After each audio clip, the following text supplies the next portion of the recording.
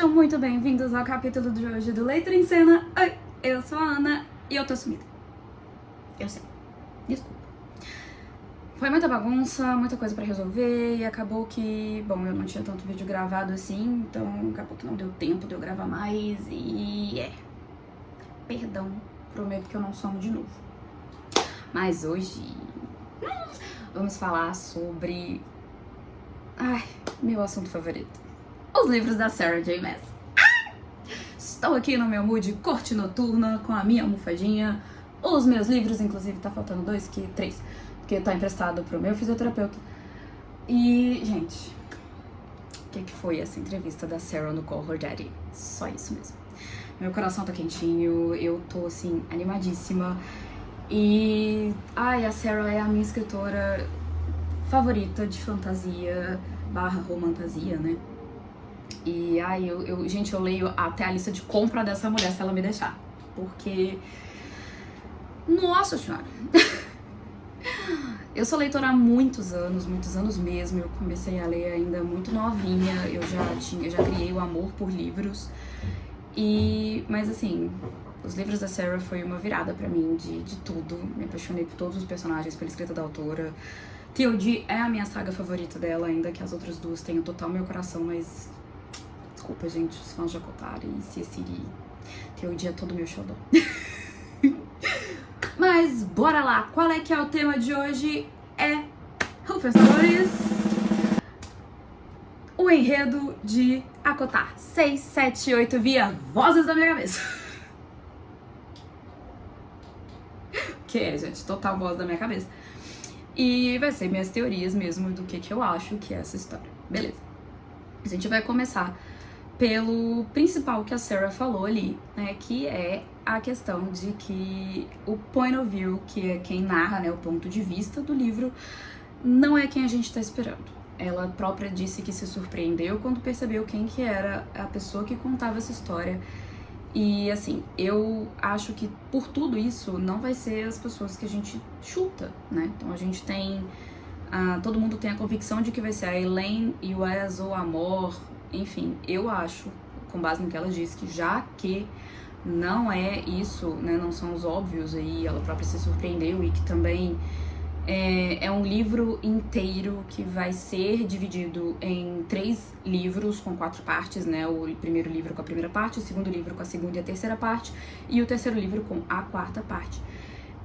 Então, assim, eu acho que ela vai começar com os pilares disso, vai começar a mostrar esses pilares, porque na trilogia principal, né, que é Corte de Espinhos e Rosas, Corte de Neve e Fúria e Corte de Asas e Ruína, a gente teve a história da Feyre bem fechadinha, e do Rhys também, né, e em Corte de Chamas Prateadas a gente teve a história da Nesta e do Cassian bem fechadinha. Então, mesmo com os arcos, tá, a gente teve a introdução do Koschei como verdadeiro vilão ali, né, por trás de tudo, em Chamas Prateadas, e agora a gente vai ter esse encerramento, inclusive, da saga. E aí, assim, eu tenho as minhas teorias, que eu vou trazer nos shorts ali, tá? Bem pouquinho, desvendando essas minhas teoriazinhas. Mas hoje é realmente o que eu, na Vozes da Minha Cabeça, com base no que eu li, com base na entrevista da Sarah e no que eu venho ruminando no meu coraçãozinho há alguns anos já, que eu acho que vai acontecer. Então eu acho que neste 6º livro, o ponto de vista que nós vamos acompanhar vai ser da Vassa e do Lucien. Por quê? Porque primeiro a gente precisa entender o que é o Koschei, né? E, bom, a Sarah tem a história do Koschei nesse vilão, baseado num vilão da mitologia escandinava, que é o Koschei, o imortal, ou Koschei, o maligno. E ele é um cara ele é um feiticeiro que sequestra damas jovens, bonitas, princesas, e ele as aprisiona em um lago. E para derrotar esse vilão, a gente precisa que alguém de coração puro, um jovem de coração puro, na história é um príncipe, né, que ache e mate o coração do Koschei, que é armazenado fora do corpo dele.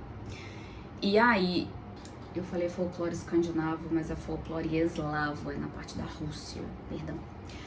E aí, assim, ele deixou seu coração dentro de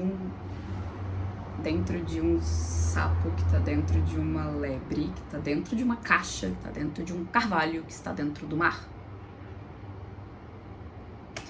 E depois que ele sequestra a princesa, que é a esposa do nosso herói da história, ele vai atrás dela. Aí ele cumpre as tarefas lá, e mata o Koschei e leva sua esposa de volta. E, bom, vocês já perceberam que a Vassa tá presa, né, pelo Koschei no lago. Ela é uma princesa, no caso, uma rainha, mas enfim. E a gente precisa trabalhar isso, né? Ela tem que ser liberta e ela é quem vai ter que... Ela que vai ser a chave pra descobrir como que se derrota o Koschei. O que eu acho? Além disso, a transformação da Vassa não tem nada no folclore do Koschei em relação a ele transfigurar essas meninas em algo. Mas a história dela tem muito a ver também com o Lago dos Cisnes. A história da Vassa, tá? Não do Koschei, do Koschei é uma coisa. Mas a história da Vassa é muito parecida com o Lago dos Cisnes. E a gente sabe que a Kotar, principalmente, né, ele é bem voltado para vários contos de fadas de várias regiões do mundo. E nós temos o Lago dos Cisnes, onde o feiticeiro Hrothgar, ele sequestra a Odette e a transforma na Rainha dos Cisnes, onde ela é um cisne durante o dia e uma mulher durante a noite. A Vassa, um pássaro de fogo durante o dia e uma mulher durante a noite. Ela é presa ao lago também, tá? A Odette tem permissão de ir e vir ali na floresta, mas ela sempre tem que voltar para o lago para a transformação em cisne, né? E a Vassa sempre precisava voltar para o lago para se transformar num pássaro de fogo. E, bom, a história é mais ou menos o filminho da Barbie, o Lago dos Cisnes, mas é bem triste, na verdade. E a libertação da Odette vem por meio da jura de amor verdadeiro do príncipe Siegfried a ela. Vendo que ele ia se ferrar e que ele ia ter que soltar a Odette, o Hrothgar pega, depende da versão que a gente tá contando, às vezes é a filha dele, às vezes é uma serviçal, às vezes é uma outra mulher que ele pega aleatória, que é a Odile, ou Odila, dependendo de quem tá contando, e transforma, né, que é o cisne negro, e a transforma no espelho da Odette. Assim que o Siegfried jura amor verdadeiro a Odile e não a Odette, o feitiço tira a vida da Odette. Porque era essa a condição. Se ele não jurar amor eterno, vai de comes e bebes. E a Odette vai de comes e bebes. O Siegfried, ele vê isso. E quando ele percebe o que aconteceu, porque o feitiço da Odile sai, ele vê que não era a Odette, ele vai atrás dela e ele percebe que a Odette morreu. Ele enlouquece, ele fica com muita raiva e precisando ficar com o amor da sua vida, ele se mata. É tenso. Então eu acho que a Vassa vai morrer. Mas só no final. Porque eu acho que ou ela é quem está com o coração do Koschei e ela não sabe, ou é o sacrifício dela que vai ser possível fazer com que os nossos heróis, né, no caso, ela também vai ser uma heroína, mas as pessoas na jornada, o círculo íntimo muito provavelmente, consiga chegar até o coração do Koschei. Então ela ou é a chave para o coração do Koschei, ou ela é o coração do Koschei, né? Ele fez o feitiço e a transformou no seu coração. E eu acho que vai ser o Lucien a matar ela. Porque talvez ela não possa tirar a própria vida. Provavelmente ela não pode, caso contrário, já provavelmente teria feito isso pra se libertar desse bicho. E então eu acho que sim, ele vai ter que matá-la e no final ele vai ter que matar a pessoa por quem ele está apaixonado. Porque sim, eu acho, pelo que a Sarah falou, de que laços de parceria, a natureza pode cometer erros. O casal que a gente tem, que a natureza pode ter cometido um erro, é a Elaine e o Lucien. Tenho a teoria de que talvez a Mori e o Iris sejam parceiros, mas, o que a gente sabe que é parceiro mesmo é a Elaine e o Lucien.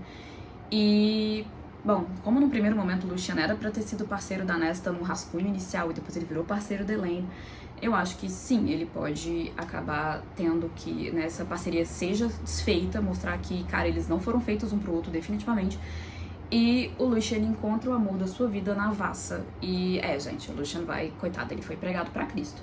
Mas em toda a série da Sarah J. Maas, nós temos um personagem que foi pregado pra Cristo. Em Trono de Vidro, nós temos a nossa queridíssima Aelin, que tomou no botão a série inteira. Em Crescent City foi o coitado do Ron. Eu me recuso a falar Room, então vai ser Ron. foi Ron. E em Akotara a gente tem o Lucien, né? Que ele já foi obrigado a ver o primeiro amor da sua vida ser morto. E depois ele vai ter que, provavelmente ele vai ter que matar o amor da vida dele. E eu acho que vai ser o seguinte, e vai ser o único jeito de derrotar o Koshi. Beleza. Então eles vão partir pra isso, então a gente tem esse primeiro ponto de vista, tá? Que vai ser da Vassa com o Lucien, provavelmente dele voltando com ela, escoltando ela de volta ao lago do Koshi. E por ali pesquisando, né, como derrotar esse bicho com a ajuda dela, e eles vão acabar se apaixonando. Nisso, outra pessoa que eu acho que vai ser de extrema importância pra essas coisas é amor. Porque o poder do amor ainda não foi desenvolvido. A gente sabe que é a verdade, mas a verdade é meio subjetiva. E eu acho que o poder do amor é extrair a verdade. E extrair mesmo, entendeu? Não é aquela verdade, tipo assim, meia boca, ou a verdade que o Wes consegue extrair por meio de tortura. É tipo o laço da Mulher Maravilha. Você vai cuspir a verdade da sua alma e se vira. Então, o poder dela, as pessoas têm medo do poder do amor. E não tem nada mais assustador do que a verdade. A verdade mesmo. A sua verdade. Então, eu acho que ela vai ser uma arma fundamental pra isso. Inclusive pra detonar o controle mental do Koshei e ajudar o Iris a tomar a corte outonal. Porque com certeza ele vai fazer isso. Vem um golpe de estado. E eu acho que ele vai fazer uma humilhação pública do pai dele. Como vai fazer isso, Nalu? Gente, eu não cheguei tão longe assim. Eu sou criativa, mas nem tanto. Não cheguei tão longe. Mas eu acho que ele vai fazer uma humilhação pública ao Baron e vai no pai dele e vai assumir o trono, porque os irmãos dele são bastante tapados e o Iris tem total condição de, nos irmãos, assumir o trono do Outonal. Beleza. E aí a gente vai para o enredo do 7º livro. Então eu acho que assim, o 6º livro vai ser todo esse desenvolvimento para eles descobrirem quem e o que é o Koshei e começar a fazer o mapeamento aí de onde está a primeira fase, que é o tal do pato. Eu não acho que a Sarah vai levar ao pé da letra, né, que é um pato numa lebre, numa caixa, num carvalho, no meio da puta que pariu do oceano, numa ilha, numa ilha na puta que pariu do oceano, na metade, sei lá das quantas. Eu não acho que ela vai levar tão ao pé da letra assim, mas eu acho que o coração do Koshei vai estar escondido num bando de armadilha. Então assim, eu acho que uma galera deve ir de arrasta nessa brincadeira, tá? Principalmente porque a gente precisa chegar nisso, né, tal qual a Feyre teve que passar nas provações ali, né, no primeiro livro sobre a montanha, a Aelin teve que passar em várias provações, a Bryce precisou passar. Eu acho que pra chegar até o coração do Koshei, eles vão ter algumas etapazinhas pra passar ali. Quais são? Também não cheguei tão longe assim. Teria que pensar mais um bocado. No meu cabeça o enredo tá piquitito entre aspas. Tá resumido. E então eu acho que o 6º livro vai terminar provavelmente com o Iris montando a armadilha para acabar com o Baron. Acho que vai acabar assim, tá? Nesse cliffhanger aí. E aí, o 7º livro eu acho que vai ser o golpe em si, tá? O golpe de estado em si, o Iris assumindo o controle da Outonal e de vez assumindo ali que ele está do lado dos interesses dele, como se ninguém soubesse disso, mas declaradamente. Então ele vai se aliar ou não a quem ele bem entender. E é isso. No momento, se o interesse dele tá alinhado com A, ele vai aliar com A. Se tiver com X, Y, Z, ele vai aliar com essa galera também. Enfim. E é do interesse dele derrotar o Koshei, não é do interesse do pai dele, então a gente tira, né? A gente tira aqui quem tá me atrapalhando, eu vou pro meu lugar. Acho também que é possível que a senhora da Outonal fuja, tá? Ou seja, pelo Baron. Isso vai desencadear uma fúria no Hilliam, né? Como a gente bem sabe disso. Acho sim que no 6º ou no 7º livro, a parentalidade do Lucien vai vir à tona, tá? E no 7º livro, a gente, como é parte 2 e parte 3, e a Sarah falou que o livro é bem grande, eu acho que é onde o laço da Elaine com o Lucien vai ser rompido. E assim, um rompimento de laço de parceria, gente, não deve ser uma coisa fácil. Primeiro porque a gente tem que pensar que é uma união de almas. Ainda que não seja recíproco, você tá ligado a alguém, né? A sua alma tá meio que presa à alma daquela pessoa. Então eu chuto que desfazer isso não deve ser fácil. Geralmente um laço de parceria se rompe como? Quando o CPF é encerrado. Quem tem o poder de encerrar o CPF dos outros? Ó, dona Nesta aí. Acho que não sei se os poderes da Nesta seriam úteis a esse ponto, tá? Se ela conseguiria ter esse poder. Ou se existe um artefato que faça isso, tá? Além disso, a gente vai ter o desenvolvimento do... Aí sim, eu acho que no 7º livro o ponto de vista é do Wes e da Elaine, tá? E aí, assim, vai ser a questão desse desenvolvimento, principalmente do Wes, descobrindo como utilizar Gwydion, que é a espada do Ron, e agora tá com ele, junto com a Reveladora da Verdade, sem abrir um portal pro meio dos cambal ali, porque, né, a gente não precisa abrir um buraco negro no meio da sala, né. Acho que isso vai fazer com que ele perca um tempo. Acho também que ele e a Elaine, até porque a Reveladora da Verdade já foi utilizada pela Elaine, e a gente precisa lembrar que essa adaga, ela não é utilizada por quase ninguém. Nem o Rhysand consegue segurar essa adaga direito, porque é desconfortável. E a Elaine consegue manusear a Reveladora da Verdade sem nenhum problema, tá? Isso quer dizer que ela é uma estrelada? Não sei. Não sei se a Azarkeron tem a linhagem estrelada. Creio eu que não, tá? Acho que não. E assim, vai vir esse golpe de estado e as consequências do rompimento de fato e as consequências desse rompimento.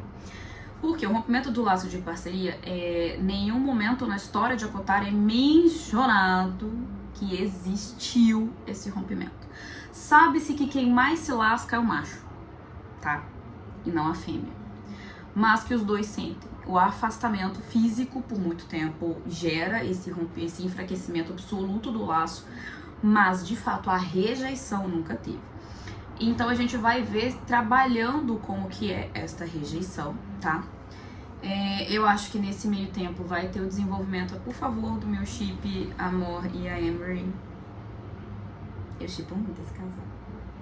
Acho que vai ter sim. E eu acho que a Gwen vai ser uma peça muito importante para descobrir onde está o primeiro receptáculo com a primeira pista do Coração do Kush. Por quê?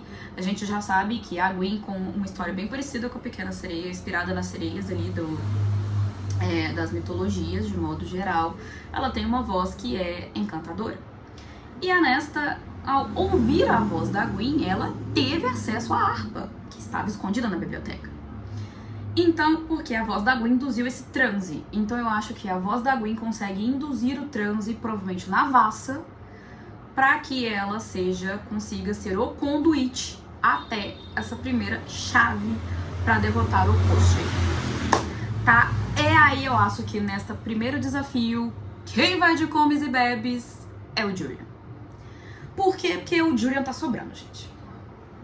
Vamos ser honestos? Ele tá sobrando.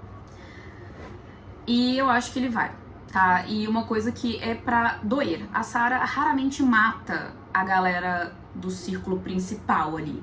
Mas ela mata onde dói.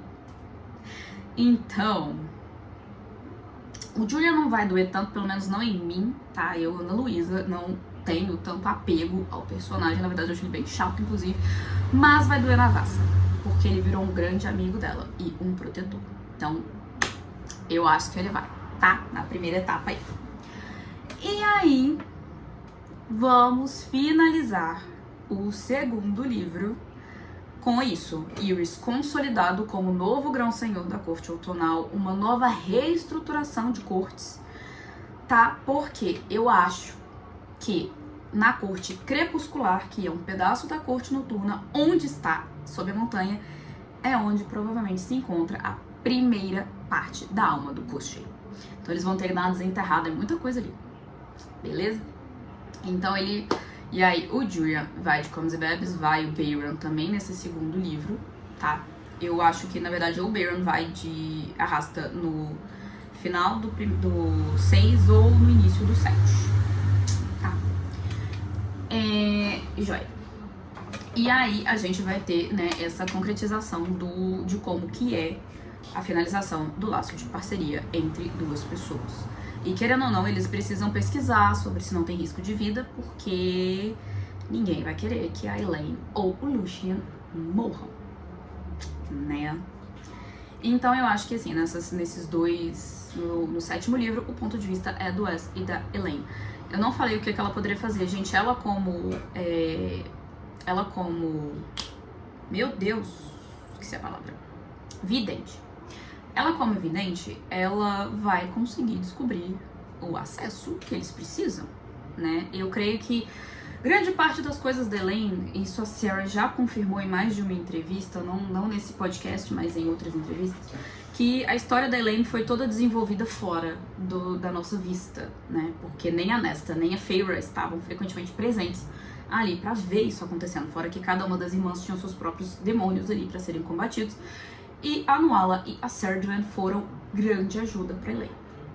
Então, pra isso, não só a Gwyn vai fazer esse intermédio pra chegar até isso, a Elaine, com seu poder de visualizar o futuro, junto com a Nuala e a Serduan, que são duas grandíssimas espiões do Ezreal, vão conseguir descobrir onde as rainhas mortais vão atacar.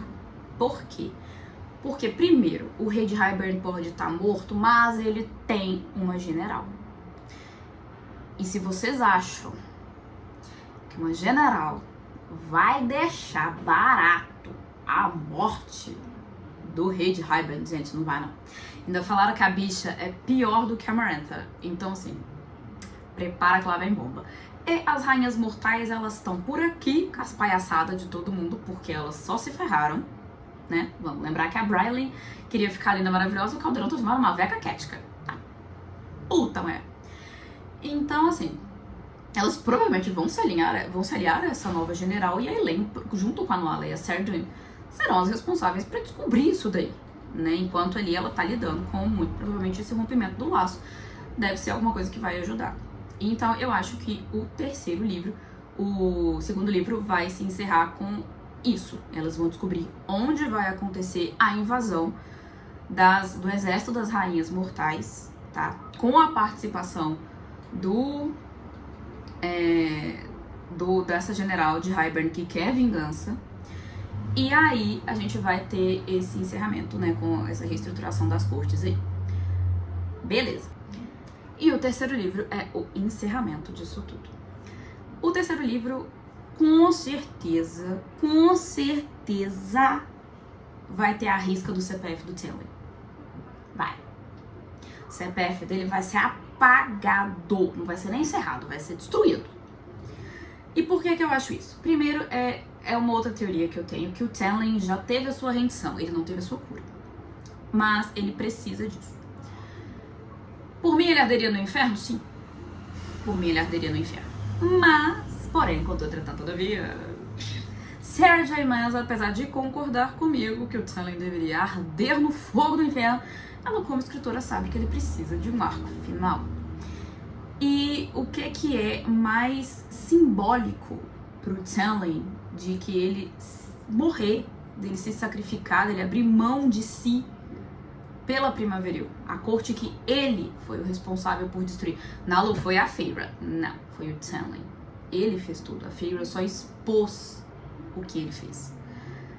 Então, eu acho que no final ali, pra Primaveril voltar a ser, né, o que ela já foi um dia, eu acho que sim, o Tenley vai abrir mão da sua vida e dos seus poderes, que no caso os seus poderes provavelmente estão atrelados à vida dele, e ele vai de arrasta. Ele vai de arrasta pra cima, ou de arrasta pra baixo, de preferência. Ele vai de arrasta pra baixo. E aí, bom, vai salvar a Primaveril e muito provavelmente várias pessoas envolvidas. Porque a magia da Primaveril ajuda em inúmeras coisas ali. Então eu acho que ele vai fazer esse sacrifício aí. Quem vai assumir como o grão-senhor ou grão-senhora da Primaveril? Sei lá. Cheguei longe assim também não. Se vai ficar com ele. Gente, não vai ficar com ele. Ela gostar de jardinagem não quer dizer que ela vai ficar com a Primaveril, meu povo. Eu acho que ou o Rhys vai ficar como um governante interino da Primaveril, ou, o que eu acho que é mais provável, vai ter uma divisão ali, tá? Entre o controle da Primaveril com a outonal, a invernal e a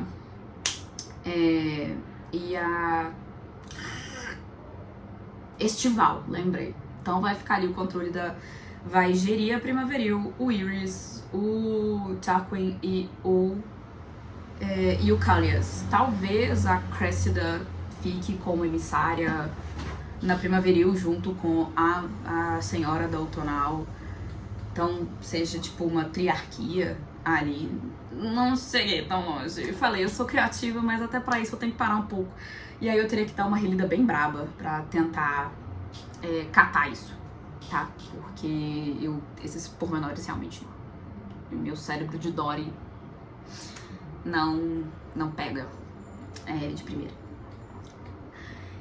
Eu acho que, beleza, foi nisso e eles já teriam chegado na segunda etapa e na terceira, tá? Eu acho que ali no final eles vão estar se encaminhando para o Carvalho. Então eles já teriam pego a parte que está no pato, que é a primeira parte, e isso teria custado a vida do Julian.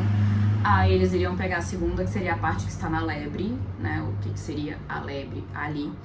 E provavelmente eles já estariam encrencados, encalacrados, já teriam aberto a caixa, inclusive, né? Que a caixa estaria dentro do Carvalho. É um negócio meio estranho, mas é porque, tipo, eles teriam que indo pela lógica, né? Eles teriam que chegar na ilha, achar o Carvalho, destruir o Carvalho, pegar a caixa, abrir a caixa, pegar a lebre, abrir a lebre, pegar o pato, abrir o pato, achar o coração do coxo.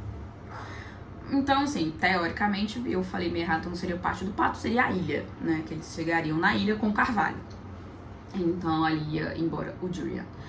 E aí eles conseguiriam abrir esta caixa e chegariam até a etapa que seria a lebre. Então, seria 2 etapas ali nessa primeira fase. Então, onde está, né, que seria teoricamente a ilha e o Carvalho, no sexto. No sétimo seria a caixa, que eles abririam a caixa, né, e aí provavelmente vai ter esse enredo que eu acho que vai acontecer ali na Primaveril, onde vai acontecer, né, a ida de base do Stanley. E, bom, acho que vamos chegar na parte mardoída. Por quê? Porque chegando no final de fato, o sacrifício da Vassa. Então, no terceiro livro, que eu acho que vai ter como ponto de vista provavelmente Amor e mais alguém. Quem? Não sei, acho que é Amor. Eu não sei se, na verdade, no primeiro se vai voltar Amor e a Vassa. Eu não sei se no primeiro livro, tipo, no sexto, poderia ser Amor ou o Lucien, ou Amor e o Iris, inclusive, tá? Podem ser Mor e Iris, Elaine e Ezreal e Lucien e Vassa, ou Lucien e Vassa, enfim, vocês me entenderam na zona, tá? Mas eu ainda acho que na primeira etapa talvez seja a Mori. Como é sempre o ponto de vista masculino e o feminino, creio eu que vai ser talvez a Mori e o Lucien, né? E vai ser uma coisa bem diferente, ou a Mori e o Iris. Mas eu acho que vai ser. Eu tenho com a certeza que o masculino do próximo livro é o Lucien, tá? Eu realmente acho isso. Mas pode ser o Iris. E eu acho que a feminina é a Vassa, mas pode ser a Amor. E no último livro vai voltar. Tem que voltar o ponto de vista da Vassa. E eu acho que no último livro a gente vai ter múltiplos pontos de vista, tá? Que nem foi em Reino de Cinzas. Então eu acho que no último livro nós vamos ter múltiplos pontos de vista, que vai ser o sacrifício da Vassa. E aí entra a questão. ou o Hylian ou o Lucien também vão morrer. Pode morrer os dois. Foquem nas minhas palavras. Podem morrer os dois. Por quê? Porque não basta a dona Sarah J. Maas dar um em nós. Ela vai ter que dar a coça e ainda vai chutar o cachorro que tá morto. Tá? Por quê? Porque ela mata a cobra e mostra o pau. É assim que ela faz. Né? Tivemos ali em Reino de Cinzas mais de uma vez ela matando a cobra e mostrando o pau. Em acotar, minha galera. Eu ainda tenho minhas dúvidas se a Cressida ou o Tarquin ou a Vivienne não vão, ó, nessa brincadeira aí, tá? Eu acho. Eu realmente acho. Tá? Que alguém mais gente vai dançar nessa brincadeira aí, vai dar uma comida no capim pela raiz ali. Vai, muita gente. Se for pela contagem de corpos que nós tivemos em Trono de Vidro, gente, é muita gente que tem que ir de base. E todos ao redor do círculo íntimo, tá? A Sarah nunca dá a paulada dentro do círculo íntimo, ela vai dar fora. Que é o que ela fez, né, com as 13, com o Gabriel e com o Gambada. Né, mas assim, com a Lyraeba, né, que ela deu uma paulada logo no primeiro livro de Crescent City. Então vai ser onde dói mais. Creio eu que, e eu acho que isso vai acontecer, o Hylian pode ir de base pra tentar salvar o Lucien, e ele vai de base, e ele vai morrer nos braços do filho dele, o que vai ser o Bod Bragodó. Só que eu acho que a Sarah não vai repetir a fórmula de Reino de Cinzas. Então, na minha cabeça, não é o pai que morre, é o filho. Então, na minha cachola, vozes da minha cabeça, quem vai morrer é o Lucien. Porque vai doer na Feyre, vai doer no Rhys, vai doer no Hylian, vai doer na Senhora Daltonal, vai doer não sei mais em quem, gente, vai doer muita gente. Então eu acho que o Lucien vai morrer. Como? Talvez porque ele tenha ligado a sua vida à da Vassa. Quando ele tiver percebido aonde tudo isso vai levar, que é a morte da Vassa, ele pode simplesmente decidir que ele não aguenta mais.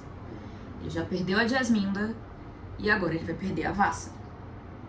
Então ele vai, assim como o príncipe Siegfried, decidir encerrar a própria vida junto com a sua amada. E a gente sabe que no universo de ACOTAR, assim como acontece no universo de TLD, é possível linkar a vida de duas pessoas. Né? Então a gente tem no TLD Lorcan unindo a sua vida a da Elite para que ele não tenha que viver nenhum dia a mais sem ela. Creio eu que o Lucien pode tomar a mesma decisão. Ou, pior ainda, ele pode pedir ao seu pai para dar um fim nele. Porque pode ser que ele não possa ou ele não tenha coragem disso. Creio eu que a questão dele não ter coragem é outras coisas. Mas eu acho que pode ter alguma coisa aí que faça com que seja o Hylian nele. E ele vai morrer nos braços do pai dele. O que vai ser horroroso de se ler. Vai acabar com nós. Mas vai ser lindo de se ler também, né? Porque a Sarah sabe fazer uma morte maravilhosa. Então é isso, meu povo. Eu realmente espero que vocês tenham gostado das vozes da minha cabeça que adoram inventar uma história. Inclusive, principalmente quando é a teoria do que vem por aí, as vozes da minha cabeça. Gente, meus divertidamente fazem a festa. Então, assim, eu realmente espero que vocês tenham gostado do vídeo de hoje. Já deixa seu like, dá uma curtida pra engajar o canal, comenta pra mim o que vocês acharam. Eu sei que faltam algumas coisas, né? Tem a questão do encerramento da Corte dos Pesadelos, a volta da Bryaxis, que é da... Eu fiquei chocada com essa informação, que é um ela. O nascimento do bebê da Vivienne com o Callias, né? Então tem muitas implicações ainda, tem muitas coisas ainda pra fechar que eu, né, na minha cachola não chegou tão longe assim. Eu peguei bem o arco dos personagens ali primeiros. Eu acho que pode ter mais um desenvolvimento em relação a essa questão do Lago dos Cisnes e a Odile. Então é provável que alguém seja transformado, ou melhor, com que faça alguém tenha aparência para as outras pessoas da Vassa e essa pessoa acabe sendo morta. Então é outro arco ali, eu não sei se, né, vai ter esse espelho da aparência física da Vassa em outra pessoa. E aí, Como a Gwen foi inspirada, né, relativamente na Pequena Sereia, não muito, mas algumas coisas, o final da Pequena Sereia também na história do Hans Christian Andersen é bem ruim, né, mais um aí de desastres. Então talvez, não acho, não sei. Como eu acho que vai doer, né, pra doer na Nesta, uma das duas amigas dela teria que ir também, né. Mas mortes que eu tenho certeza é a Vassa, o Stanley, o Baron e ou o Lucien ou o Hillian. Um desses dois de fato vai de base. Eu acho que vai ser o Lucien, porque não sei, a Sarah não é muito de repetir arcos, então talvez, né, ela acabe fazendo esse tipo de um arco parecido. Foi que ela fez mais ou menos com as 13 e a Reiba, mas de outro jeito. Então a gente tem ali uma parecida com o Fecha o Portão Adian, e a gente tem isso, na verdade, do outro lado da história. De novo, né, mais um encerramento. Então é isso, meus amores, eu realmente espero que vocês tenham gostado. Eu prometo que eu não vou ficar mais demorando, vou soltar os shorts aí das minhas teorias do que vem por aí em ACOTAR, tá? E a gente vai continuar papeando porque, né, como eu sempre digo, a leitura é só o primeiro ato e a gente tem muito o que conversar. Um beijo e até o próximo capítulo.